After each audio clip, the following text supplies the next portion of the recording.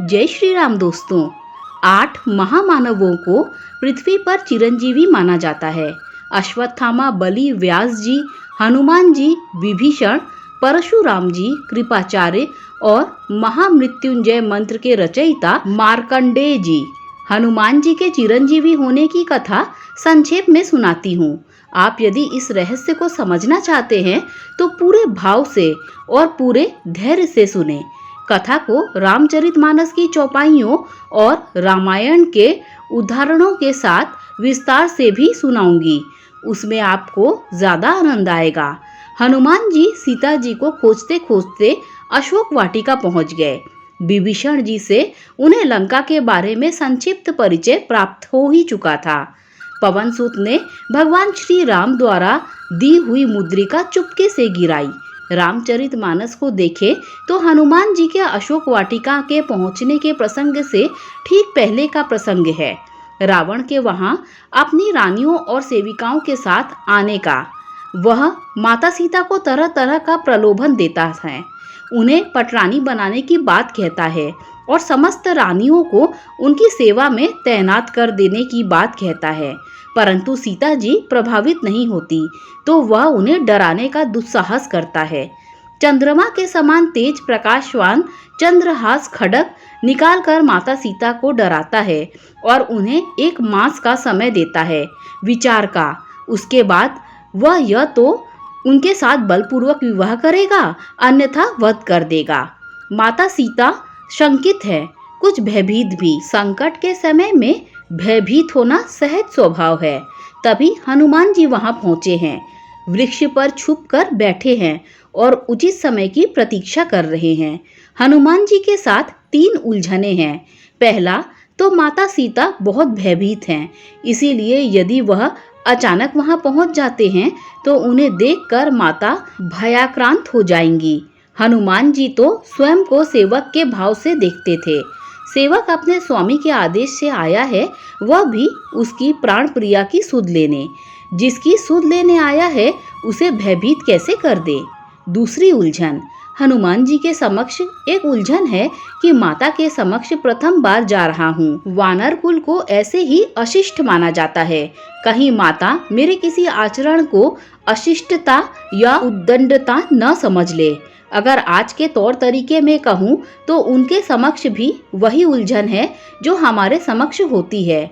तो क्या सर्वथा उचित व्यवहार, संबोधन आदि होगा, यह सब सोच रहे हैं।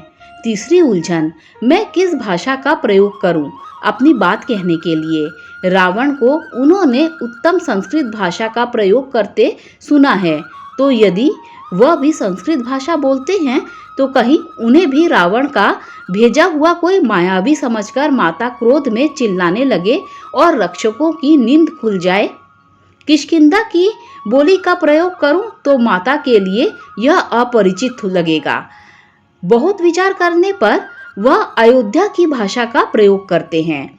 संवाद बहुत कम करता है। जब ऋष्यमुख पर उनकी भेंट श्री राम लक्ष्मण जी से हुई थी तो वह एक ब्राह्मण का वेश धरकर पहुंचे थे और उत्तम संस्कृत भाषा का प्रयोग कर रहे थे। तब श्री राम ने कहा था कि इनकी वाणी में जितनी मिठास है उतनी ही सुंदर शैली, उतना ही उच्च कोटि का व्याकरण प्रयोग। ऐसे व्यक्ति यदि जिस राजा के मंत्री हो वह राजा कभी दुखी हो ही नहीं सकता। तो हनुमान जी ने मुद्रिका गिराई और माता की प्रतिक्रिया को बड़े गहराई से देखा। तब देखी मुद्रिका मनोहर, राम नाम अंकित अति सुंदर। चकित चितव मुद्री पहचानी, हर्ष विषाय हृदय अकुलानी। तब उन्होंने राम नाम से अंकित अत्यंत सुंदर एवं मनोहर श्री राम जी की अंगूठी देखी। अंगूठी को पहचान कर सीता जी आश्चर्यचकित होकर उसे देखने लगी और हर्ष तथा विषाद से हृदय में अकुला उठी। माता विभोर हैं, चकित हैं कि ये कहाँ से आई। यदि राम नाम के रस में डूबते हैं या राम नाम रसधारा की महिमा का आनंद लेना है तो इन 3 चौपाइयों के लिए आप तुलसी बाबा को उनकी भक्ति को देखते हुए श्री हनुमान जी के समकक्ष राम भक्त मान लेंगे। जीती को सकई अजय रघुराई, माया ते असी रची नहीं जाई। सीता मन विचार कर नाना, मधुर बचन बोलेऊ हनुमाना। सीता जी विचारने लगी, श्री रघुनाथ जी तो सर्वथा अजय हैं, उन्हें कौन जीत सकता है, और माया से ऐसी अंगूठी बनाई ही नहीं जा सकती। सीता जी मन में अनेक प्रकार के विचार कर रही थी। इसी समय हनुमान जी मधुर वचन बोले, रामचंद्र गुण बरनय लागा, सुनत ही सीता कर दुख भागा। लागी सुनय श्रवण मन लाई, आदिहु ते सब कथा सुनाई। वे श्री रामचंद्र जी के गुणों का वर्णन करने लगे, जिनके सुनते ही सीता जी का दुख भाग गया। वे कान और मन लगाकर उन्हें सुनने लगी। हनुमान जी ने आदि से लेकर अब तक की सारी कथा कह सुनाई। हनुमान जी को इसीलिए तो मैं कम्युनिकेशन का मास्टर कहती हूँ। कम्युनिकेशन में सिर्फ यही मायने नहीं रखता कि कैसे अपनी बात रखकर किसी को प्रभावित किया जाए, बल्कि किस स्थिति में किसके साथ किस प्रकार का आचरण करे। सीता जी पीढ़ी में हैं, आत्मनाश तक के भाव से ग्रसित हो रही हैं। उसी समय हनुमान जी उन्हें आनंदित करते हैं, उनके मुख पर मुस्कान ला देते हैं। आप ही निर्णय करें, क्या हनुमान जी से बेहतर कम्युनिकेशन का कोई उदाहरण मिलता है? श्रवणामृत जेहि कथा सुहाई, कही सो प्रगट होती किन भाई। तब हनुमंत निकट चली गययु, फिरी बैठी मन विस्मय भययु। सीता जी बोली, जिसने कानों के लिए अमृत रूप यह सुंदर कथा कही, वह हे भाई प्रकट क्यों नहीं होता। तब हनुमान जी पास चले गए। उन्हें देखकर सीता जी फिर कर मुख फेर कर बैठ गईं। उनके मन में आश्चर्य हुआ। अब देखिए अपने चातुर्य, अपनी बुद्धि का कैसा सुंदर परिचय हनुमान जी देते हैं। इस दोहे को पढ़ते तो मेरे रोंगटे खड़े हो जाते हैं। रामदूत मैं मातु जानकी, सत्य शपथ करुणा निधान की। यह मुद्रिका मातु मैं आनी, दी नहीं राम तुम कह सही दानी। हनुमान जी ने कहा, हे माता जानकी, मैं श्री राम जी का दूत हूँ, करुणा निधान के सत्य पथ के साथ कहता हूँ, हे माता यह अंगूठी मैं ही लाया हूँ। श्री राम जी ने मुझे आपके लिए यह सही दानी निशानी दी है। यह कहे माता सीता ने उसे तत्काल पहचान लिया। वैसे तो सुग्रीव ने हर दिशा में दूत भेजे थे, पर प्रभु श्री राम जानते थे कि उनकी प्राण प्रिया के पास पहुंचेंगे तो बस हनुमान जी। सीता जी उस समय क्या सोचेंगी वह भी प्रभु जानते थे। इसीलिए उन्होंने हनुमान जी को पति पत्नी के बीच का कोड भी बता दिया था। दो अतिशय प्रिय व्यक्तियों के बीच एक कोड होता है, विश्वास का कोड, ताकि कोई भी कहीं कोई मायावी अपनी माया फैलाए तो उसे परख सके। मैंने सुना है पति पत्नी के बीच भी कोड होता है, तो वह कोड क्या है जिसके कारण सीता जी को एक सेकंड नहीं लगा यह निर्णय करने में कि यह वानर माया जीव नहीं रामदूत है। हनुमान जी ने कहा, अतिशय प्रिय करुणा निधान की। करुणा निधान संसार में सिर्फ माता सीता ही श्री राम को एकांत में कहती थी, उसके अलावा और कोई नहीं। माता ने जब यह सुना तो उन्हें पूर्ण विश्वास हो गया कि यह कोई मायावी वानर नहीं, श्री राम का सेवक ही है। माता ने अपने नाथ का कुशल क्षेम पूछा। हनुमान जी ने उनकी विरह वेदना बताई कि हे माता, आपके विरह में प्रभु इतने दुर्बल हो गए हैं कि जो मुद्रिका में लेकर आया हूँ वह अब उनकी उंगलियों में नहीं आते, बल्कि कंकन यानी कंगन की तरह पहनने योग्य हो गए हैं। इस प्रसंग को संक्षेप में छोड़ रही हूँ क्योंकि यह इतना सरस है कि इस पर ही लिखूं तो एक पोस्ट कम पड़ जाए। पोस्ट लंबी हो जाए तो प्रेमी जन पढ़ते नहीं, तो इसे अभी विराम देती हूँ, फिर कभी पढ़ा जाएगा। कैसे प्रभु की अंगूठी भगवान के लिए कलाई में धारण करने योग्य कंगन जैसी हो गई है। हनुमान जी ने प्रभु का संदेश माता को दिया। माता का कुशल क्षेम पूछा। माता से आज्ञा लेकर वाटिका के फल खाए। हनुमान जी ने फल इसीलिए खाए क्योंकि माता को आशंका थी कि हनुमान जी जैसे वानरों के सहयोग से क्या प्रभु रावण को जीत सकेंगे। माता पूछती हैं कि क्या सारे वानर तुम्हारे जैसे ही हैं? तो हनुमान जी कहते हैं कुछ मेरे से छोटे भी हैं। तो माता को शंका होती है कि फिर कैसे होगा। हनुमान जी ज्ञानियों के बीच अग्रगण्य हैं, यानी ज्ञानी जनों में श्रेष्ठ भी हैं और कम्युनिकेशन के मास्टर तो हैं ही। लंका पार करके वह अपने सामर्थ्य शक्ति का परिचय दे चुके हैं। अपनी बातों से माता को प्रभावित कर वाक शक्ति को सिद्ध कर चुके हैं। अब उन्हें अपने मित्र साथियों की शक्ति का भी तो परिचय देना है। इसके साथ साथ रामदूत हनुमान जी को शत्रु के मन में श्री राम की शक्ति का प्रदर्शन कर एक चेतावनी भी देनी थी। राक्षसों के मन में प्रभु का भय ना पैदा करें, ऐसा कैसे संभव था। हनुमान जी ने फल खाने के बहाने वाटिका में इतना उत्पात मचाया कि रावण ने अपने परमवीर पुत्र अक्षय कुमार को हनुमान जी को पकड़ने भेजा। रावण का अजय पुत्र अक्षय कुमार बजरंग बली के हाथों मारा गया। अक्षय जैसे वीर का वध एक वानर ने कर दिया, यह सोचकर रावण घबरा गया। उसने इंद्रजीत को हनुमान जी को पकड़ने भेजा। इंद्रजीत को भी हनुमान जी ने नाको चने चबवा दिए। हार कर उसने पवनसुत पर ब्रह्मास्त्र चलाया।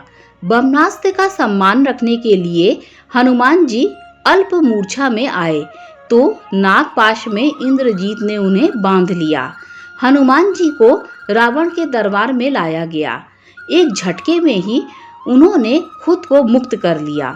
रावण ने इंद्रजीत को हनुमान जी का वध करने को कहा, लेकिन विभीषण ने समझाया कि दूत का वध करना पाप है। बौखलाए रावण ने अंग भंग की सजा सुनाई। हनुमान जी की पूंछ में आग लगाने की सजा मिली। राक्षसों ने बजरंग बली की पूंछ में कपड़ा और तेल लपेटकर पूरी लंका में घुमाया। इस प्रकार हनुमान जी ने पूरी लंका देख ली। सीता जी को भी सूचना मिली कि रावण हनुमान जी की पूंछ में आग लगाने वाला है। इससे वह बहुत व्यथित हुई। माता ने अग्निदेव की प्रार्थना की। अग्निदेव प्रकट हुए तो माता ने कहा, अग्निदेव, यदि मैं सच्ची पतिव्रता हूँ तो आप मेरे पुत्र हनुमान को अपने तेज से पीड़ित मत कीजिएगा। अग्निदेव ने कहा, ऐसा ही होगा माता, आप चिंता ना करें। आपने जिसे पुत्र माना है वह श्री राम का कार्य करने आए हैं। उनके कार्य में बाधा हो ही नहीं सकती। हनुमान जी ने पूरी लंका का निरीक्षण कर लिया। उसके बाद घूम घूम कर पूरी लंका जला दी। माता की कृपा से पूंछ में आग लगने के बावजूद हनुमान जी की पूंछ नहीं जली। हनुमान जी ने लंका में 2 घर छोड़ दिए। एक विभीषण का, क्योंकि वह राम भक्त थे। दूसरा कुंभकर्ण का। जब वह कुंभकर्ण के महल में पहुंचे तो कुंभकर्ण गहरी नींद में सो रहा था। उसकी पत्नी ने हनुमान जी से विनती की कि उसके पति गहरी निद्रा में सो रहे हैं, वह इस अपराध में सम्मिलित ही नहीं है।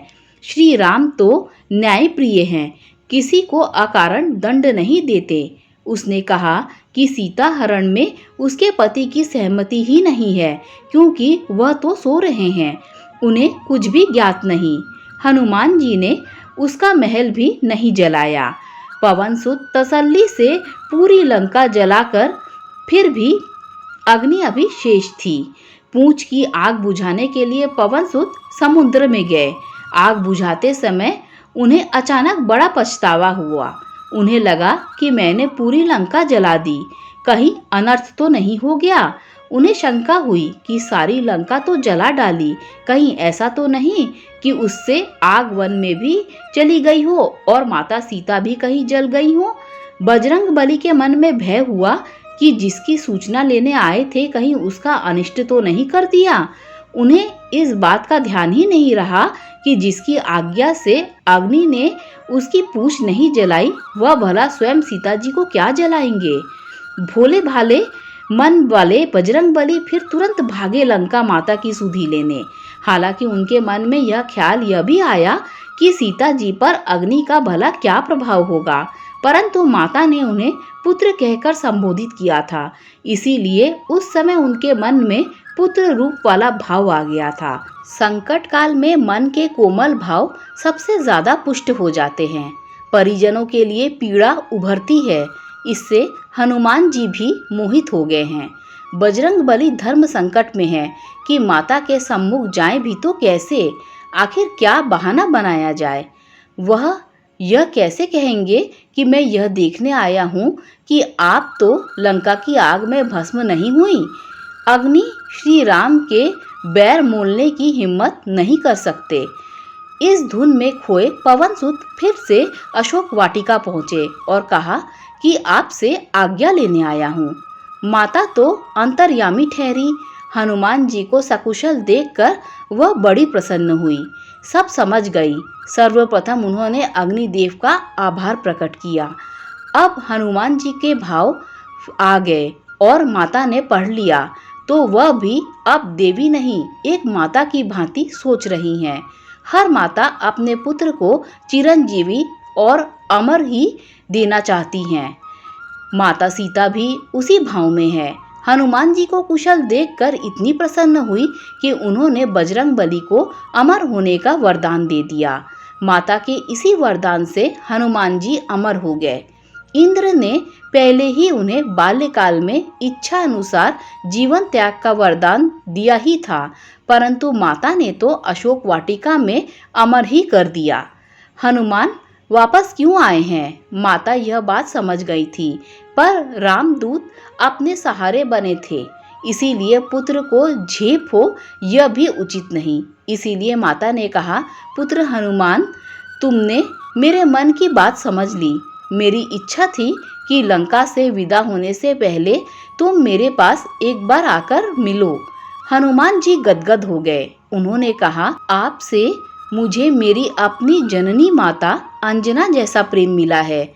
माता पुत्र होने के नाते तो मेरा कर्तव्य है कि माता के संकट को तत्काल दूर करना।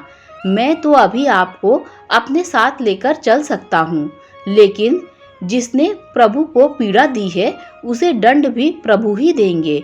इसीलिए मैं प्रभु श्री राम के साथ आऊँगा और अत्याचारी का अंत कर आपको कौशलपुरी लेकर जाऊंगा।